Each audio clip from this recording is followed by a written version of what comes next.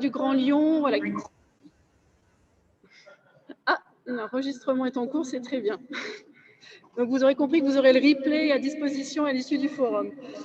Je souhaitais remercier la métropole du Grand Lyon, notre partenaire important sur ce forum, et remercier aussi le site du Loup Rugby et son équipe pour l'accueil de qualité, en tout cas pour ceux qui sont en présentiel, pourront le confirmer. Avant de commencer, apparemment il y a des gens qui n'entendent rien pour l'instant. Donc je laisse voir si ça peut être résolu. J'espère que c'est pas la même chose pour tout le monde. Je voulais du coup en profiter en plus. Merci. Je voulais juste rappeler quelques petites consignes avant de commencer, de rentrer dans le vif du sujet, justement sur la visio, en vous remerciant de bien penser à garder vos micros fermés tout le long de la durée du webinaire. L'idée étant que si vous avez des questions, utilisez le chat, donc le mode discussion, hein, vous avez vu certains l'utilisent en ce moment, qui est en bas de la barre d'écran de Zoom. Le webinaire va être relativement rapide, hein, c'est un format court avec surtout, on privilégie le partage d'expériences, notamment de nos 3 intervenants présents ce jour. Donc n'hésitez pas vraiment à laisser vos questions, sachant que nous les récupérerons toutes, même si nous ne pouvons pas y répondre dans la durée du webinaire, afin d'en faire une foire aux questions que nous mettrons en ligne sur nos sites respectifs Sport Connect Lyon et Sport et Territoire à l'issue du forum. De la même manière qu'il y aura le replay aussi à votre disposition. Dans le format et dans le fonctionnement, nous allons enchaîner l'intervention des 3 témoins et nous laisserons ensuite du temps pour les questions. Antoine, qui est à mes côtés, va gérer le chat, qui est membre aussi de Sport et Territoire. Et donc voilà, on prendra des questions dans le temps qui nous est imparti, puisque pour ceux qui le souhaitent, un deuxième webinaire a lieu à 17h40 sur le sport, facteur d'inclusion sociale.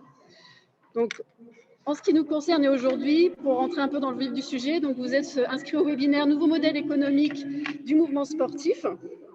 Et nous vous proposons de vous faire partager 3 exemples de structures fédérales ayant pris le parti de penser ou repenser leur structuration, leur organisation, leurs pratiques, impactant de fait leur modèle économique, et ce, pour des origines diverses et multiples, qui peuvent être liées au fait de répondre à la crise sanitaire, de se relever d'un échec, de saisir une opportunité ou encore de prendre en compte l'évolution des pratiques et des modes de pratique.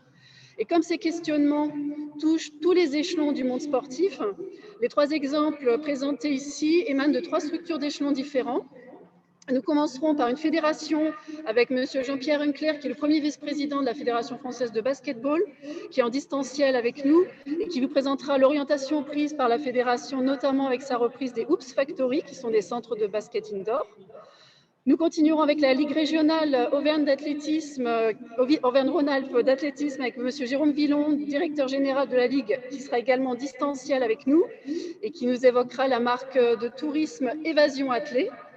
Et enfin, nous aurons le témoignage d'un club avec Jean-Christophe Vincent qui est à mes côtés, qui est président de Lyon-Duchère, donc club de football, qui vous présentera comment on rebondit, comment on va de l'avant tout en préservant ses racines et ses valeurs, et avec qui vous découvrirez la société à mission, qui est peut-être quelque chose dont je ne suis pas sûre effectivement que beaucoup connaissent à ce jour, et en tout cas très peu répandu dans le monde sportif. Donc sans plus attendre, je laisse monsieur Jean-Pierre Uncler prendre la parole pour nous présenter la Fédé et surtout son projet autour des Hoops Factory. Bonjour à toutes et à tous. Désolé d'être en visio, mais les timings étant chargés, je n'ai pu me rendre sur Lyon. Très rapidement, démarrer en vous présentant quand même la fédération en quelques mots, la Fédération française de basket, qui a pour objet d'organiser et de développer le basket en France, notamment sur 3 grands axes, qui sont l'accès à la pratique pour tous, la structuration des compétitions et donc la formation de tout ce qui est joueurs, joueuses, arbitres, officiels et techniciens. La fédération, 3 chiffres clés rapidement, 668 000 licenciés, plus 200 000 licenciés en 8 ans, entre 2 et 2,5 millions de pratiquants en France, 2 disciplines olympiques, le 3-3 et le 5-5, un peu plus de 4 000 clubs, 21 ligues régionales dont 8 en Outre-mer et 95 comités départementaux. Nous avons engagé une réflexion sur la vision à long terme de notre fédération. Il pour prendre en compte les mutations actuelles sur le slide suivant, qui nous a permis de faire des constats. Tout d'abord, que nos licenciés avaient des attentes différentes sur les pratiques du basket qui évoluent très rapidement, et également une réflexion sur les dotations publiques qui sont amenées à décroître. Les pratiquants et nos licenciés cherchent des nouveaux espaces de jeu. C'est les réflexions que l'on a eues, et les constats que l'on a faits, et ensuite veulent, je dirais, avoir beaucoup moins de contraintes que ce qui peut être d'actualité au moment de notre réflexion. Tout ça nous a amené une réponse qui est la stratégie qu'on a appelée stratégie FBB 2024, qui a été conçue dès 2017 comme un projet fédéral global. Tout d'abord, ce projet visait à proposer une offre adaptée pour créer des communautés plus larges et plus connectées de basketteurs, et également de développer les pratiques dans leur diversité. Nous avons retenu 3 grandes pratiques: le 5-5, le 3-3, nouvelle pratique olympique, et ce qu'on appelle le vivre ensemble. Très rapidement, l'appellation vivre ensemble regroupe ce qu'on appelle des pratiques non compétitives, à savoir le basket santé, le basket inclusif, le basket tonique, les centres génération basket qui sont organisés pendant les vacances scolaires, le basket en entreprise et puis les camps d'été. Le vivre ensemble, ça encourage les nouvelles manières de pratiquer le basket tout en proposant des activités adaptées à des publics variés et à des motivations différentes. Suite à ça, nous avons eu aussi dans cette réflexion de développer une ambition forte tournée vers l'avenir. Sur le slide suivant, qui nous a amené à réfléchir sur la création d'un réseau de plateformes de services.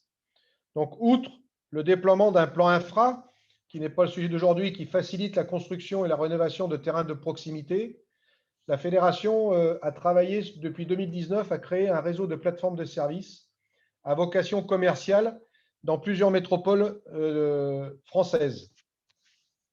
Ces équipements ont 4 buts principaux. Tout d'abord, proposer un lieu de pratique de basket convivial et ouvert à tous pour répondre à une demande forte de flexibilité.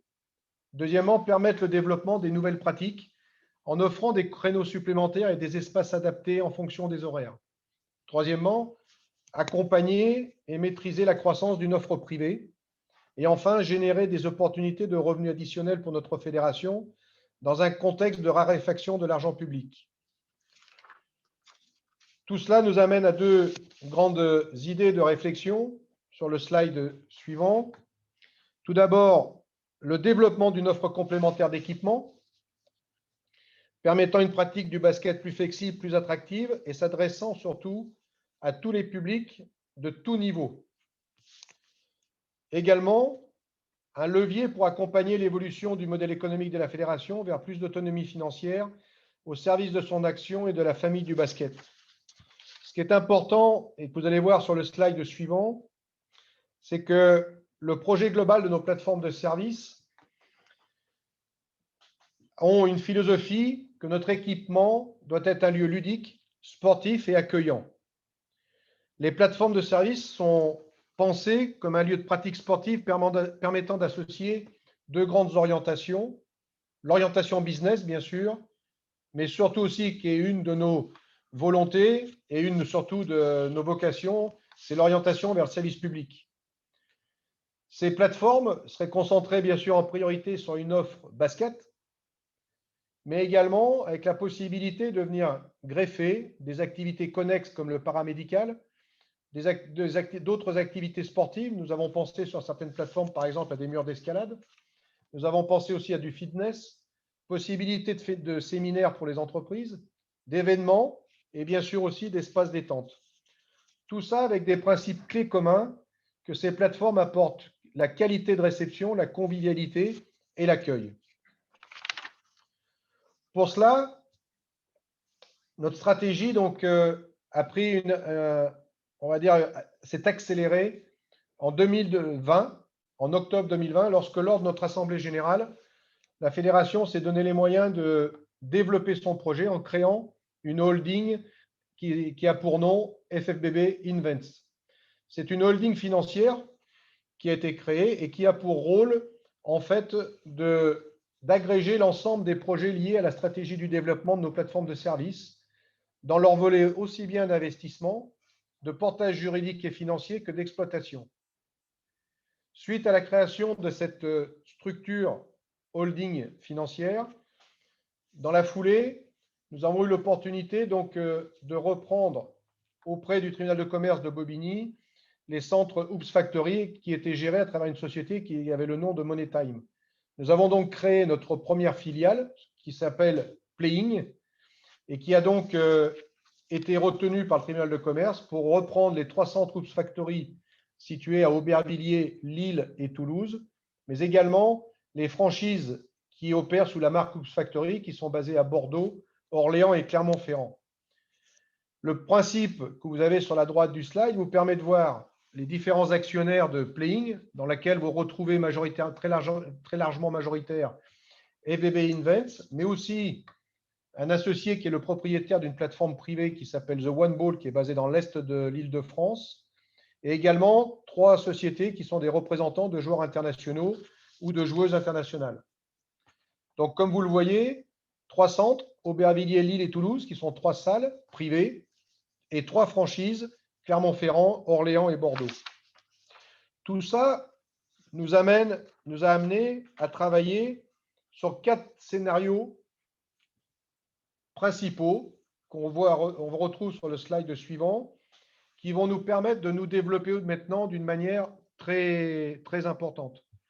Le premier scénario, ça va être des projets portés directement par la Fédération française. Aujourd'hui, notre projet est axé d'ouvrir 4 plateformes de services sur la région parisienne, en reprenant quelque chose d'assez connu à Lyon, mais par plutôt des grandes brasseries de restauration, qui sont les 4 axes de Paris, qui seront donc une plateforme au nord de Paris, une au sud, une à l'est et une à l'ouest. Ces plateformes, donc, une est déjà construite, qui concerne One Ball, que j'expliquais tout à l'heure, et les 3 autres donc, sont en projet avec une première plateforme qui devrait voir le jour en 2023 au plus tard. Ensuite, le deuxième scénario qui se met en route, ce sont des projets portés par nos comités départementaux et ou nos ligues régionales. Donc là, au niveau de chaque ligue régionale, donc la possibilité de créer des plateformes du même style que sur l'Île-de-France, mais ces plateformes seront adossées au siège des ligues régionales et des comités départementaux, ce qui leur permettra également d'organiser des séminaires, des formations, et c'est ce qu'on appellera, nous, sur des projets réduits, des corners qu'on reverra tout à l'heure. Enfin, le troisième projet, ce sont des projets portés par des acteurs privés, d'où les franchises, qu'on va développer sur le territoire national et qui vont nous permettre de filialiser des partenaires pour pouvoir donner au basket français la possibilité d'avoir des créneaux pour pratiquer le basket dans plusieurs lieux en France. Enfin, mais qui est un projet à plus long terme, c'est le développement à l'international de projets de franchise qui là se ferait en partenariat avec d'autres sports, mais c'est un projet qui démarrera pas avant 2024. Pour travailler sur ces projets-là, nous avons classifié le type de nos offres. Bien sûr, en reprenant les dénominations de plateforme, en partant bien sûr du nom Oops Factory, qui est un nom déposé et qui appartient donc à la Fédération française de basket. Et là, vous voyez apparaître 4 grands principes. Ce qu'on appelle le Oops Corner, qui sera composé uniquement d'un terrain de 3-3, avec la possibilité d'accueillir d'autres sports ou d'autres activités. Ce que l'on appelle la mini Oops, qui va permettre d'avoir un terrain de 5-5, un ou 2 terrains de 3-3 avec la possibilité d'autres sports, d'autres activités. La Oops, qui sera composée de 2 terrains de 5-5, 2 terrains de 3-3 ou plus, et les possibilités d'avoir des sports annexes. Et enfin, les Maxi Oops, qui seront les plus grandes, avec 3 terrains 5-5 ou plus, 2 terrains 3-3 ou plus, et les possibilités d'accès. Tout ça, sur ce slide, vous faire voir un petit peu la dimension des Oops aujourd'hui qui sont en place. Sur le slide suivant, vous savez bien. Les Oops que nous sommes propriétaires, Lille est une Maxi Oops, qui est un centre donc de 4 terrains de 5-5 et 4 terrains de 3-3. Vous avez Aubervilliers, qui est une Maxi Oops aussi, avec 3 terrains de 5-5 et 4 terrains de 3-3. Bordeaux, qui est une franchise Oops, avec 2 terrains 5-5, 4 terrains 3-3, qui d'ailleurs sera inauguré demain à 10h, à 11h. Vous avez Nantes-Rézé, qui est un projet de hoops sous la houlette d'une ligue régionale et du comité départemental, avec 2 terrains de 5-5, 2 terrains de 3-3. Orléans, Toulouse et Clermont-Ferrand. Tout ça est fait uniquement dans un but, et je le répète, c'est important pour nous, c'est que la fédération cherche des ressources de business pour transférer cet argent au service public, qui est notre volonté pour le développement de nos licenciés en France. Alors, je voyais qui est-ce qui finance FBB Invents. Eh bien, pour le moment, à 100% la fédération. Et nous sommes aujourd'hui en recherche et pratiquement en signature avec des partenaires financiers qui viendront intégrer cette holding financière. Voilà. Merci de votre attention. Merci beaucoup, Monsieur Hinclair. Ce que je vous propose, c'est, comme je le disais, d'enchaîner les intervenants et puis ensuite de prendre les questions. N'hésitez pas néanmoins à d'ores et déjà les laisser ou à travers les commentaires. Nous aussi, on est en train aussi de transformer ou de voir que vos commentaires apportent des questions finalement. Donc voilà, n'hésitez pas à d'ores et déjà les laisser sur le chat tout au long des 3 interventions. Du coup, sans transition, je vous propose de descendre d'un cran avec un niveau régional et laisser la parole à Jérôme Villon qui va nous évoquer la marque de tourisme Évasion Athlée. À toi, Jérôme. Bonjour à tous, merci Marie-Cécile et bravo à Monsieur Hinclair pour cette belle présentation et ce beau projet porté par la Fédération française de basket. Effectivement, moi je vais vous parler là pendant une petite dizaine de minutes d'un projet que l'on mène au sein de la Ligue régionale, donc Auvergne-Rhône-Alpes d'athlétisme, qui est un petit peu particulier puisqu'il on peut considérer comme étant un petit peu décalé par rapport aux missions d'une Ligue régionale. Puisque nous avons créé il y a 6 ans maintenant une agence de voyage, donc un tour opérateur qui a pour vocation à vraiment développer de packager et de commercialiser des offres de tourisme sportif. Et donc Évasion Athlée aujourd'hui est une véritable agence de voyage complètement intégrée à la Ligue Auvergne-Rhône-Alpes d'athlétisme, qui a pour objectif, alors d'abord effectivement de développer un nouveau modèle économique, puisque c'est tout le sens de notre action à la Ligue. En tout cas, c'est une grande partie de notre action, mais elle a aussi pour vocation à créer une nouvelle forme de relation entre une structure fédérale, donc en l'occurrence une ligue, et ses clubs, dans une logique de mutualisation, d'essayer d'apporter des services, un peu à l'image de ce qu'a présenté M. Hinclair précédemment. Mais voilà, avec quelque chose de relativement nouveau. Donc, peut-être simplement en 2 mots, vous présenter un petit peu la Ligue Auvergne-Rhône-Alpes d'athlétisme, qui est une structure assez jeune, puisqu'elle est née en 2017, et historiquement qui s'appuie sur l'expertise de 4 ligues, puisqu'en 2002, déjà, le Lyonnais et le Dauphiné Savoie ont fusionné pour donner naissance à la Ligue Rhône-Alpes, qui elle-même ensuite a fusionné en 2017 avec la Ligue d'Auvergne pour donner naissance à la Ligue Auvergne-Rhône-Alpes d'athlétisme, qui c'est donc une ligue qui s'est structurellement et historiquement construite autour d'abord de la pratique du haut niveau, c'est-à-dire que c'est ce qui a fait notre force, et c'est ce qui continue à faire notre force d'ailleurs, puisque avant Covid, on était à peu près à un peu moins de 32 000 licenciés. On en a, comme tout le monde, perdu un petit peu depuis 1 an. Mais surtout, on s'est encore une fois vraiment construit autour d'une vraie logique et d'un vrai savoir-faire en termes de formation de nos encadrants, de nos athlètes, et de soutien auprès de nos 220 clubs qui ont, depuis 10 ans, alimenté une grande part des différentes équipes de France avec les grandes locomotives de l'équipe de France que l'on connaît tous, et Renaud Lavilloni, Christophe Lemaître ou Kevin Meyer, qui est plus chez nous maintenant, mais qui était présent chez nous il n'y a encore pas si longtemps que ça, ou la lyonnaise et locale de l'étape, Mélina Robert-Michon, bien évidemment, pour ne citer que ces 4-là.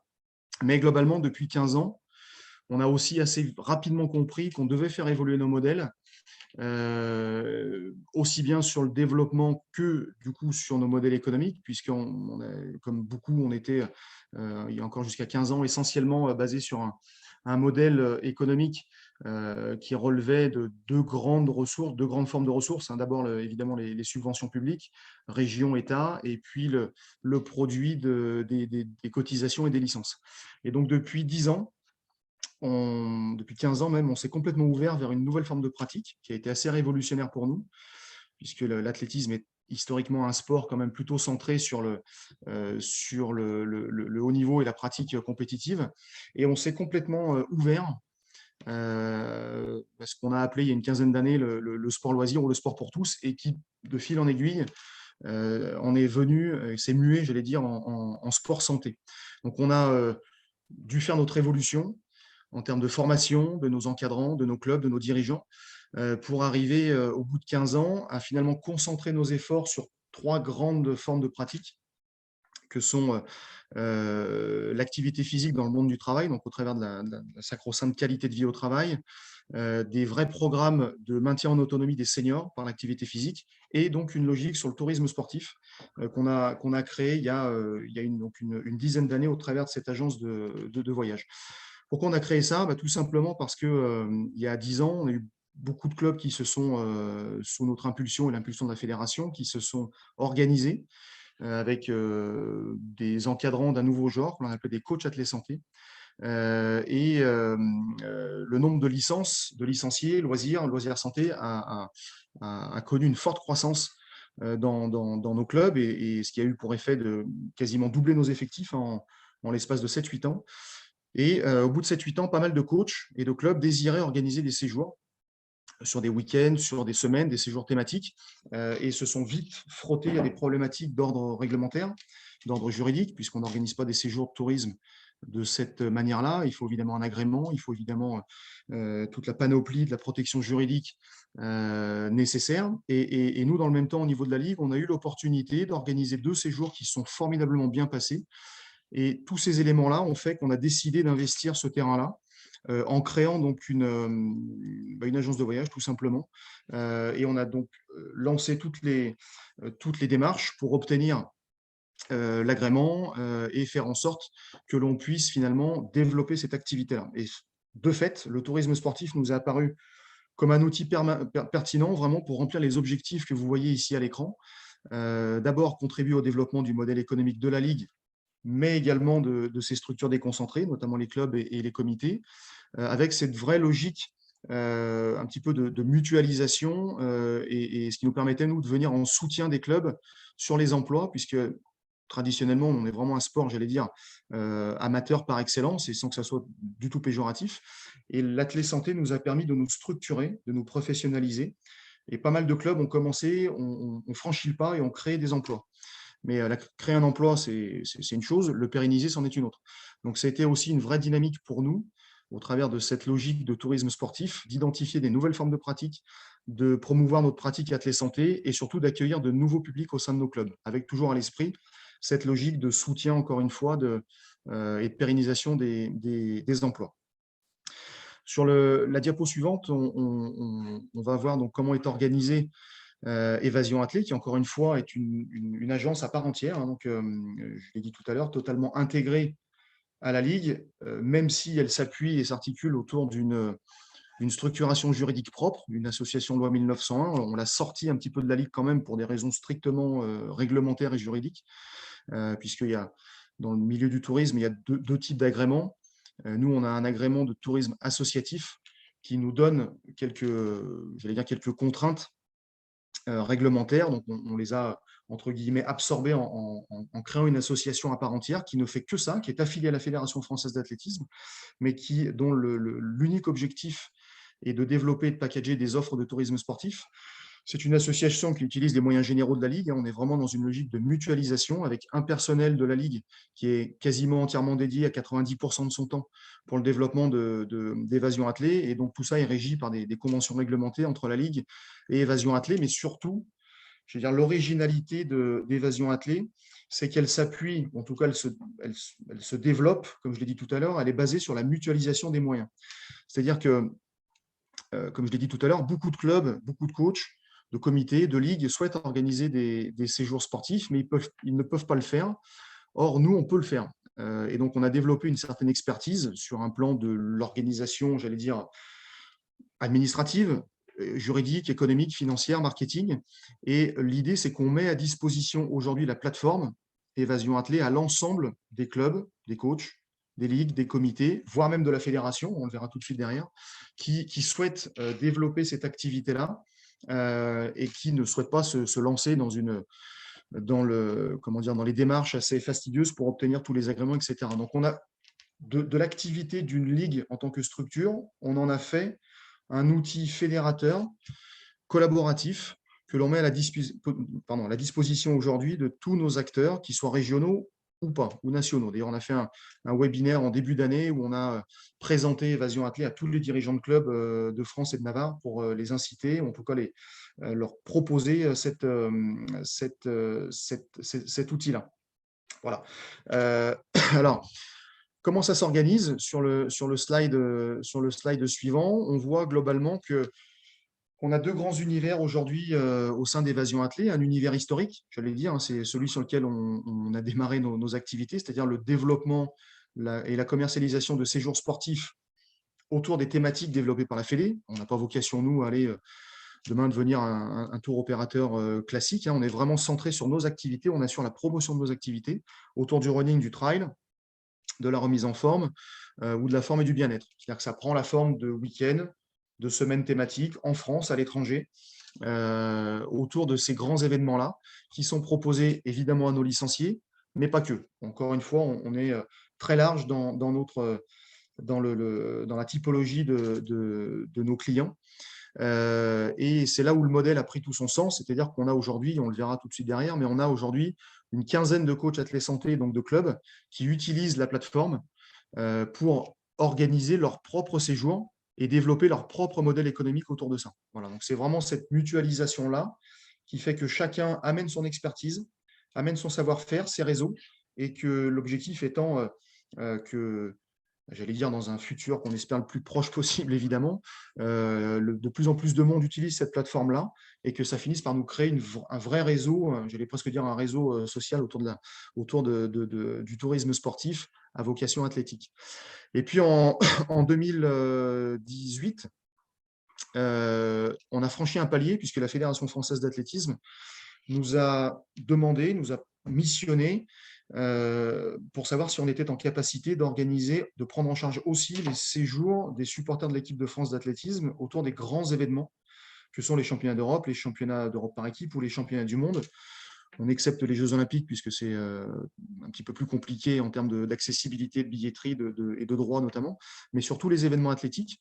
On a démarré depuis 2018 et on a commencé par Berlin, au championnat d'Europe. Donc, on a emmené plus de 200, presque 250 personnes qu'on a totalement gérées sur les transports aériens, sur l'hébergement, sur la billetterie, le tourisme local, etc. Et depuis 2018, on est devenu l'agence officielle, entre guillemets, de la Fédération française pour gérer tout l'ensemble des voyages supporters de l'équipe de France d'athlétisme. Donc, pour nous, c'est une véritable ouverture vers l'ensemble du national et ce qui nous permet de nourrir de grandes ambitions pour la suite, hein, en faisant d'Évasion Athlée tout simplement le tour opérateur de l'athlétisme français, mais encore une fois, avec une vraie vocation de proposer cet outil à l'ensemble de nos quelques 2500 clubs en France, 13 quelques ligues métropolitaines et tous les comités départementaux, ainsi que la fédération, pour vraiment développer ce nouveau modèle économique. Juste en deux mots pour terminer, vous montrer avec le slide suivant que ce modèle économique, au-delà d'être vertueux, il peut fonctionner parce que depuis entre 2015 et 2019, par exemple, hein, qui est la période de référence où on a démarré, et puis 2019 évidemment avant le Covid, puisque depuis 2020 on n'a pas fait grand-chose malheureusement, on a quand même réussi à reverser quasiment 200 000 € sur une douzaine de coachs athlètes santé de la région Auvergne-Rhône-Alpes, ce qui dans les modèles économiques propre à l'athlétisme n'est pas neutre. Ça reste des budgets qui sont assez conséquents. Et en termes de recrutement, de fidélisation de nouveaux adhérents, ça a été extrêmement pertinent. Donc vraiment, l'ambition pour nous, elle est de développer cette activité-là, ce qui n'est pas forcément extrêmement simple, parce que notamment aujourd'hui dans une logique de relance un petit peu post-Covid, on voit bien qu'il y a les dirigeants de clubs, de comités de ligue sont avant tout, et c'est bien logique, pour le moment attachés à essayer de relancer un petit peu la machine, relancer la dynamique.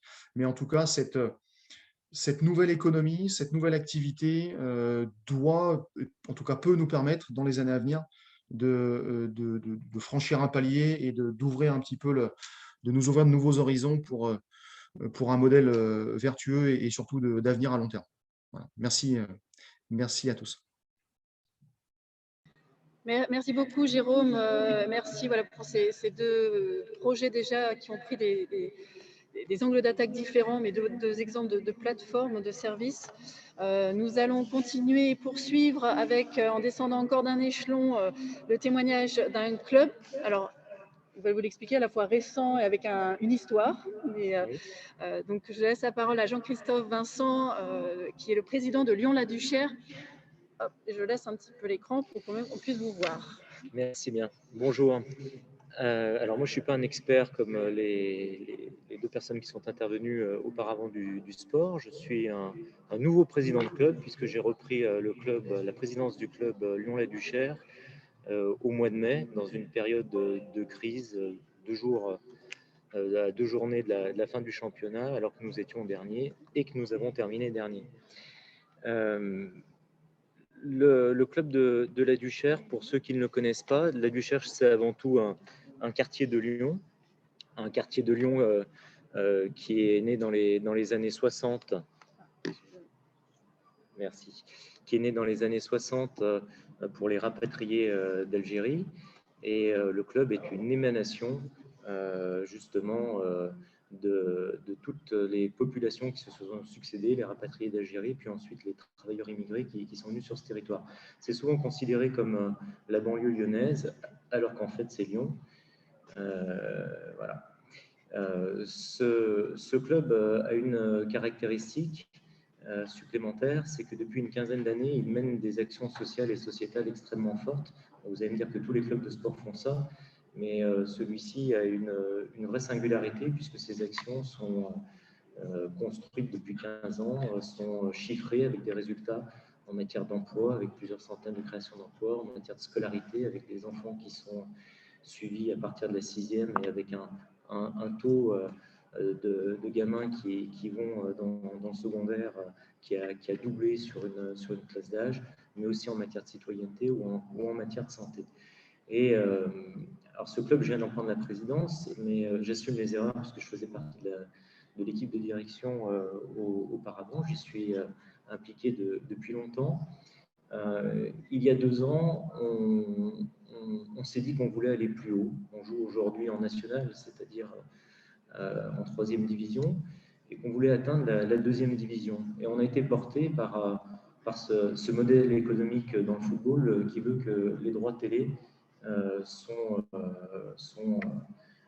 le trésor qu'on recherche tous pour réussir à faire tourner la machine, puisque quand on arrive en 2e division, effectivement, les choses, budgétairement parlant, ne sont plus du tout à la même hauteur. Enfin, n'étaient, puisque ça ne vous a pas échappé que le modèle est remis en question. Ça a été un plantage total, puisque nous avons terminé dernier, parce que nous avons perdu beaucoup d'argent, et notre actionnaire majoritaire a dû remettre énormément d'argent à notre échelle, on parle en millions d'euros quand même. Ça a été aussi un plantage symbolique, parce que par ce projet, on a changé de nom, on s'est éloigné de notre territoire et on a aussi tourné la page un peu trop rapidement de l'histoire de ce club. Donc moi, quand je l'ai repris, j'ai commencé par revenir au nom initial de Lyon-la-Duchère pour le réancrer dans son territoire. Il m'a semblé qu'il fallait qu'on aille un petit peu plus loin, puisqu'on avait une association qui avait extrêmement bien fonctionné, mais qui depuis 2 ans était, comme dans beaucoup de clubs, plus un alibi qu'autre chose, et d'essayer de vraiment retravailler à partir des fondations de cette association. Aujourd'hui, le modèle du football, pour faire simple, le modèle économique du football, c'est la vente de joueurs et c'est les droits télé. Quand on est en 3e division, on subit ce modèle parce qu'on ne vend pas de joueurs et on n'a pas de droits télé. Tout le monde se fout un petit peu de nos matchs. Donc, pour autant, on a des frais de déplacement, des frais de fonctionnement. des salaires de joueurs professionnels élevés. Donc, notre réalité économique, c'est la chasse aux subventions, c'est la recherche de partenaires publics et privés, de mécènes, de sponsors. En gros, on passe notre vie à faire la manche. Donc, ce n'est pas quelque chose de durable. Partant de ces constats, on a bien vu que les grands clubs européens cherchaient un nouveau modèle économique en essayant de créer une île fermée. Bon, ils ont été obligés de faire demi-tour.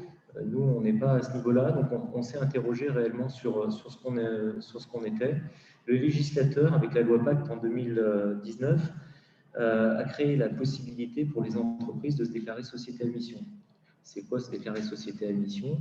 C'est partir du constat qu'une société privée, quelle que soit son activité, n'avait pas forcément comme unique objet la recherche du profit. Le profit, c'est une chose, et chaque société, quel que soit son domaine, doit avoir des résultats.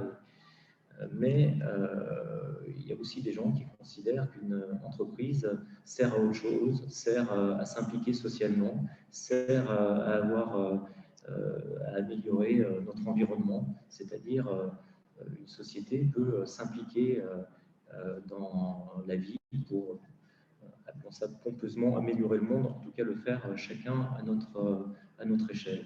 Et ça correspondait à ce que faisait notre association. Parallèlement au club, c'est-à-dire la SSP, la Société Anonyme Sportive Professionnelle. Donc on a décidé de se déclarer société à mission pour intégrer ce qui fait aujourd'hui les valeurs et les missions surtout de l'association, d'intégrer ça dans nos statuts. Pourquoi on l'a intégré? Parce que c'est une contrainte qu'on a décidé de s'auto-imposer. Donc aujourd'hui, dans nos statuts de société à mission, on a des missions qui sont liées à l'insertion professionnelle, à la scolarité, à la santé et à la citoyenneté. Mais on a rajouté d'autres choses. On a rajouté d'autres choses qui sont liées à la vie du club, à l'implication de chacun des intervenants du club, que ce soit les joueurs de l'équipe 1, que ce soit le staff, que ce soit les parents, les enfants, que ce soit les bénévoles, dans un but qui est de remplir ces missions qu'on s'est fixées. On a aussi, ça a été l'occasion, de fixer un salary cap. Aujourd'hui, on était arrivé à quelque chose de complètement déconnecté de la vie de notre quartier, avec des joueurs qui avaient des salaires extrêmement élevés pour certains d'entre eux, ce qui m'a semblé être là encore en déconnexion totale avec notre territoire. Donc on a fixé un salary cap à 2 500 €. Et puis, on a envoyé un message au monde du football, en tout cas à notre monde du football. Ce ne serait pas chez nous qu'on viendrait chercher beaucoup d'argent. Voilà. Donc, aujourd'hui, qu'est-ce qu'on va tirer de ça? Ça nous permet d'affirmer nos valeurs, parce qu'on va être surveillé. Hein. Il y a un organisme tiers extérieur qui, tous les 2 ans, vient voir ce qu'on fait. Il y a un comité de mission qui est là pour suivre les missions. On a mis aussi en place un comité d'éthique qui va se réunir régulièrement pour voir là aussi où on en est de l'utilisation de l'argent, l'utilisation de notre budget, voir si ça correspond bien à ce qu'on affiche. C'est une façon de ne pas s'emballer comme on a pu le faire auparavant, puisqu'on sera rappelé à l'ordre systématiquement, parce que le foot, ça fait rêver, aller jouer plus haut, ça fait rêver, mais c'est aussi un moyen d'affirmer notre marque. Et je pense que ça aura une valeur commerciale à un moment ou à un autre. C'est-à-dire que pour les entreprises qui recherchent des partenaires sportifs qui ont réellement une démarche RSE accomplie, où ce n'est pas que des paroles, où ce n'est pas qu'une plaquette commerciale, je pense que ces gens-là seront attirés par notre club. Ils le sont déjà, ceux qui sont là. On a des gros sponsors comme Keolis, comme Groupama, des entreprises importantes, et qui viennent rechercher déjà avant même qu'on soit société à mission, qui viennent chercher cet engagement sur le territoire. Et je pense que ça en fera d'autres. Du côté des pouvoirs publics, c'est aussi une assurance d'avoir un club qui ne raconte pas de bobards. Ce qu'on fait, voilà, c'est ancré dans notre, dans nos statuts. On doit rendre des comptes. C'est pas, là encore, simplement avoir des alibis pour aller chercher des subventions publiques. Donc, je pense qu'on va être capable de développer aussi une marque à partir de ça. On a un territoire, on a une histoire, on a un nom et on a des valeurs qui sont plus que revendiquées, qui aujourd'hui sont totalement ancrées en nous et face auxquelles on ne peut plus fuir lorsqu'on se met à rêver à d'autres objectifs. Voilà le témoignage que je souhaitais vous apporter. Merci beaucoup, Monsieur Vincent. Merci à nos 3 intervenants. Comme vous le voyez, on a souhaité vous faire partager des expériences, des projets certes diversifiés, mais je pense riches d'enseignements et surtout ce qu'on peut en ressortir en tout cas, qui témoigne de volonté visiblement de combiner à la fois la volonté d'avancer tout en gardant à l'esprit le service public rendu en faveur de la pratique sportive fédérale qu'ils organisent. Alors sans plus attendre, il va nous rester environ un peu plus de 10 minutes. Je vais passer la main à Antoine qui a sagement suivi le chat, puisque je vois effectivement qu'il y a des petites questions, alors à la fois sur les côtés juridiques ou autres, organisationnels, ou même vos commentaires qui peuvent amener des questions. Donc je lui passe la parole et on va essayer d'en extraire quelques-unes. Et comme je le disais tout à l'heure, on reprend toutes les questions et les commentaires et on fera en sorte de toute façon de vous apporter une foire aux questions à l'issue du forum pour qu'on puisse répondre à tout, même après. Merci Marie. Première question à Monsieur Hinclair. Dans ce projet de Hoops Factory, quelle est la place des clubs locaux et notamment des petits clubs de quartier?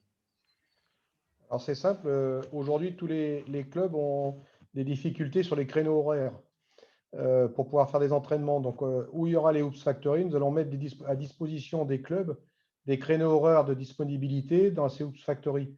En fait, une plateforme commerciale, c'est le nombre de taux de créneaux horaires, de remplissage de créneaux horaires, qui permet de rentabiliser ou pas.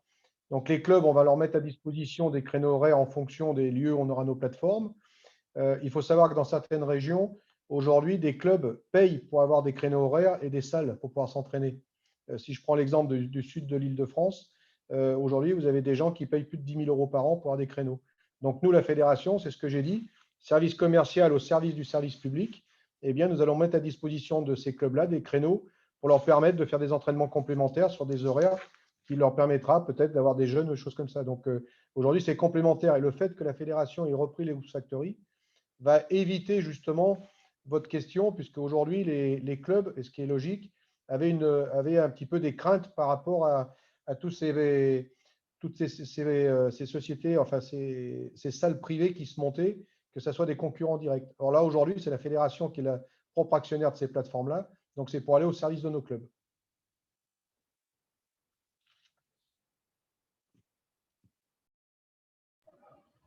Merci. Je vais poursuivre avec une deuxième question, toujours pour Monsieur Hinclair. Ces hoops seront-ils ouverts à tous et est-ce un objectif d'augmentation du nombre de licenciés pour la Fédération française de basket dans ce projet? Alors oui, les hoops sont ouvertes globalement, les horaires, c'est à peu près globalement entre 10h et 22h en fonction des endroits. Et l'accès est ouvert à tout le monde avec des plateformes d'inscription à travers des applications. Et donc, à terme aussi, c'est la possibilité d'obtenir des licenciés complémentaires. Tout à fait. Merci, Monsieur Hinclair. Je vais passer à une question pour Monsieur Villon. La plateforme Évasion Athlé est-elle ouverte aux clubs hors athlétisme et Fédération française d'athlétisme? Oui, c'est effectivement un dispositif qui est parti d'abord de l'athlétisme, mais globalement, l'approche qu'on en fait aujourd'hui se veut, j'allais dire, multipublic. La seule chose, effectivement, qu'on respecte, c'est globalement le positionnement qui est le nôtre et de développer, encore une fois, je disais tout à l'heure, on a Évasion Athlée, c'est une agence de tourisme sportif qui a vocation à développer des activités autour de l'activité physique, autour de la forme du bien-être et autour des grands événements. Mais globalement, on collabore aussi avec d'autres sports. Je pense on a initié quelques réflexions avec nos homologues de la Ligue régionale de cyclisme sur des séjours autour du VTT, autour du cyclotourisme. Et plus globalement, on est en train de lancer aussi un projet autour des championnats d'Europe de Munich 2022, autour de là pour le coup sur la dynamique autour des équipes de France, puisque l'athlétisme rejoint le concert des 8 ou 9 sports qui se sont regroupés pour organiser des championnats d'Europe l'année prochaine à Munich. Et donc, pas plus tard que jeudi dernier, on a fait une première réunion de présentation avec nos homologues des autres ligues régionales pour essayer là aussi d'ouvrir un petit peu les vannes et de collaborer ensemble sur des projets effectivement collaboratifs. Merci beaucoup. Et enfin, une dernière question à Monsieur Vincent. Cette nouvelle forme que vous avez présentée de société à mission est-elle un statut juridique à part entière ou plutôt un label de société? C'est un statut à part entière qui est issu de la loi Pacte de mai de 2019.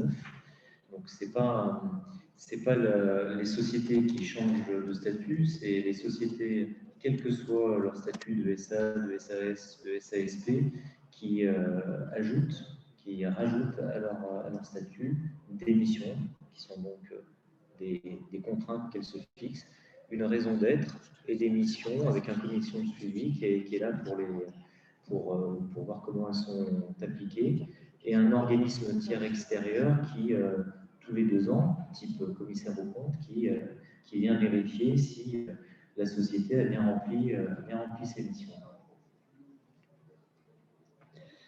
Merci, Monsieur Vincent. Alors, je vois qu'il y a encore des questions, donc tel que dit, effectivement, malheureusement, on va essayer de rendre l'antenne, puisque du coup, vous avez un deuxième webinaire pour ceux qui sont intéressés, puisque ceux qui sont inscrits, vous avez eu le lien des 4 webinaires, 2 aujourd'hui et 2 demain matin. Donc voilà, on va s'organiser pour vous fournir une foire aux questions. J'espère en tout cas que ces projets innovants autour du modèle économique, ou en tout cas de la manière dont on le pense ou on le repense, vous a un peu aussi aidé aussi à alimenter votre propre réflexion. Donc n'oubliez pas que pour ceux qui souhaitent suivre le donné, qui est donc le sport comme facteur d'inclusion sociale, on va donc quitter ce lien et puis je vous invite à vous reconnecter sur le lien correspondant donc au webinaire sur le facteur d'inclusion sociale. Donc je vous invite aussi à rester en veille sur nos sites internet pour pouvoir disposer du replay et de cette fameuse foire aux questions. Merci à nos intervenants, merci aux participants et au plaisir, soit en distanciel, j'espère prochainement en présentiel. Au revoir.